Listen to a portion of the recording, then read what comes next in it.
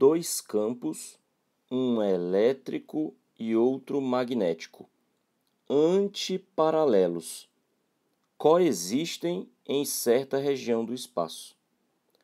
Uma partícula eletricamente carregada é liberada a partir do repouso em um ponto qualquer dessa região.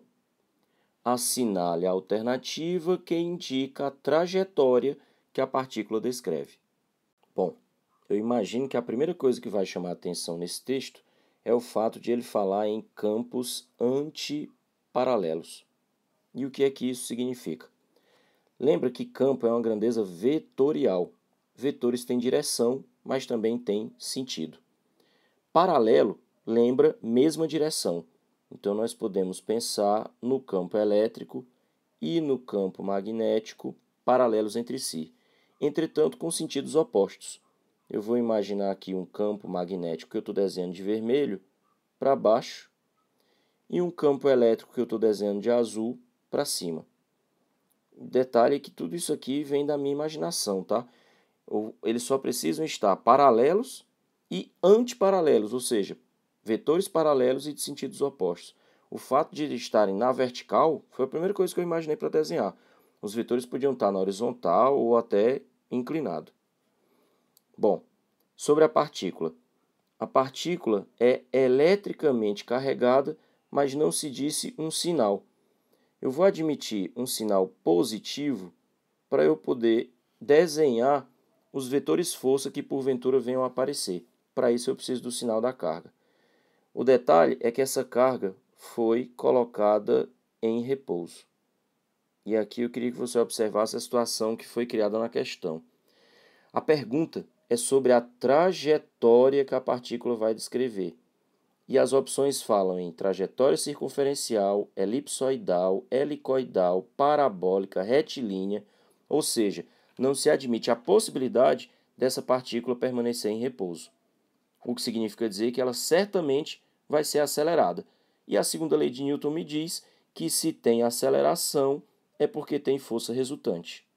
Pela segunda lei, só há aceleração com a ação de uma força resultante. Ora, se a questão fala em campo elétrico, a gente pensa na ação da força elétrica. Se fala em campo magnético, a gente pensa na ação de força magnética. Vamos verificar cada uma delas?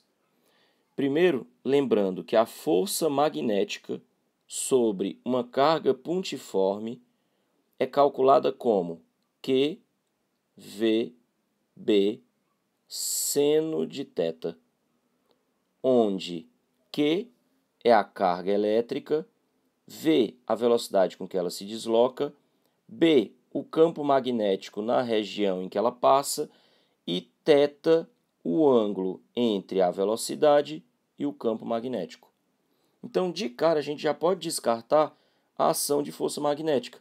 Tendo em vista que a partícula foi largada no repouso, não há velocidade. Então, apesar de haver carga elétrica e campo magnético, mas força magnética, nesse caso, não. Pensando agora na força elétrica. A força elétrica é um pouco diferente. Ela vale simplesmente Q vezes E, ou seja, ela não depende de velocidade. Se houver uma carga elétrica e um campo elétrico na região onde ela se encontra, haverá uma força elétrica. O detalhe é que aqui nós temos o produto de uma grandeza escalar por uma grandeza vetorial, formando um outro vetor. Repare, o produto de um escalar, que é a carga, por um vetor, que é o campo elétrico. E isso vai resultar na força elétrica. Quando o escalar é positivo, os dois vetores têm o mesmo sentido. Eu escolhi uma carga positiva, então, nesse caso, a força elétrica vai ter o mesmo sentido do campo elétrico. O detalhe é que, não havendo força magnética, então a força elétrica é a única atuante, ela vai fazer o papel de força resultante. Logo, a partir daí, surgirá uma aceleração. Observe que, pelo fato da massa ser um escalar sempre positivo, nós temos a aceleração como um vetor sempre no mesmo sentido da força resultante, nesse caso, no mesmo sentido da força elétrica. Então, a aceleração para cima. E isso vai colocar a partícula em movimento, o que significa dizer, então, que agora ela vai ganhar velocidade. Agora, antes que você se empolgue em dizer, se agora tem velocidade, então vai passar a ter uma força magnética, lembra do seno de θ. Lembra que o θ é o ângulo entre o vetor velocidade e o vetor campo magnético. Aqui eu tenho uma velocidade apontando para cima, um campo magnético apontando para baixo. Isso me dá um ângulo θ de 180 graus. E segundo a trigonometria, o seno de 180 graus é igual a zero. Então, se depender do ângulo, também não haverá força magnética. Definitivamente, a partícula vai ter que descrever uma trajetória retilínea. E retilíneo nos deixa com a resposta correta, alternativa